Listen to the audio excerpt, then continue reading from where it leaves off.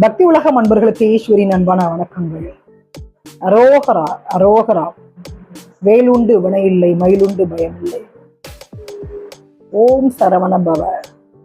2025 கந்த சஷ்டி விரதம் 2ஆம் நாள் வழிபடும் முறை. சொல்ல வேண்டிய மந்திரம். கந்த சஷ்டி விரதம் மிகவும் சக்தி வாய்ந்த விரதங்களில் ஒன்றாகும்.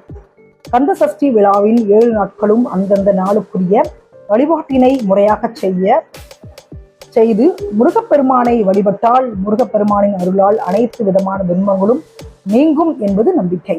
கந்த சஷ்டி விழாவின் 2ஆம் நாளில் முருகப்பெருமானை எப்படி வழிபட வேண்டும், எப்படி வழிபட்டால் என்ன பலன் கிடைக்கும் என்பதை இந்த பதிவில் பார்க்கலாம்.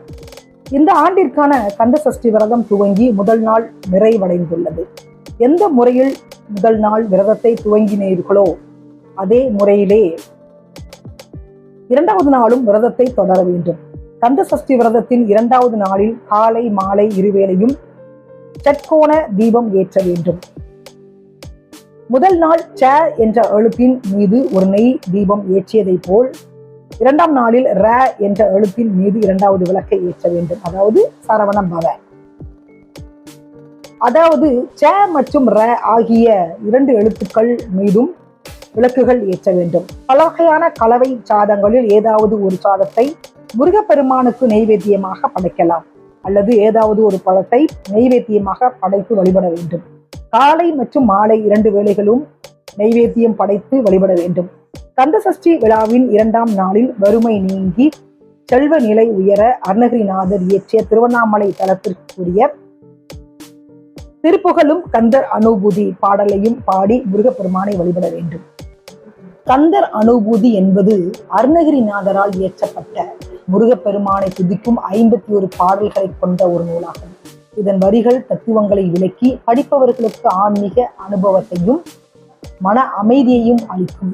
இந்த பாடல்கள் மனதை உருக்கி இறைவனின் அருளை பெற உதவும் முக்கிய மந்திரங்களை கொண்டுள்ளன. கந்தர் அனுபூதி முக்கிய வரிகள் மற்றும் விளக்கம். காப்பு.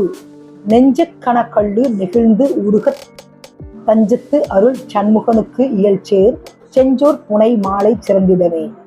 விளக்கம். முருகப்பெருமானின் திருவடிகளை பணிந்து வணங்குவதால் கல் நெஞ்சமும் இலகி உருகும்.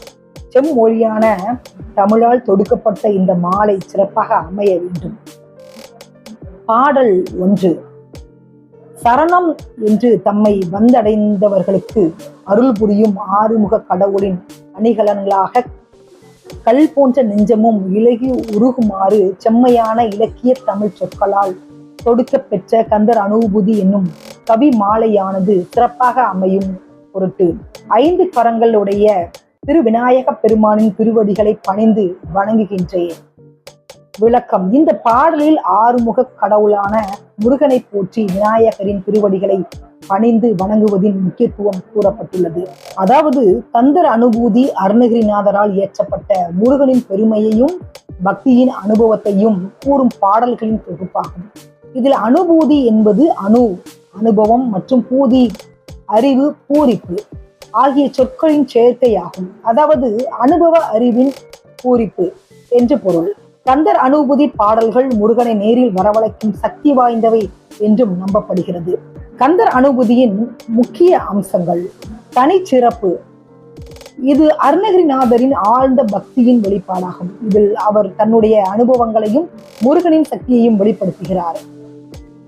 அனுபூதி என்ற சொல்லுக்கு அனுபவ அறிவின் பூரிப்பு என்று பொருள்.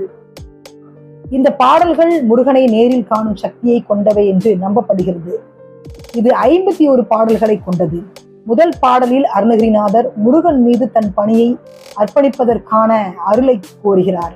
இதில் ஆடும் பரி, வேல், அணிச்சேவல் என முருகனின் வாகனங்களையும் ஆயுதங்களையும் குறிப்பிடுகிறார்.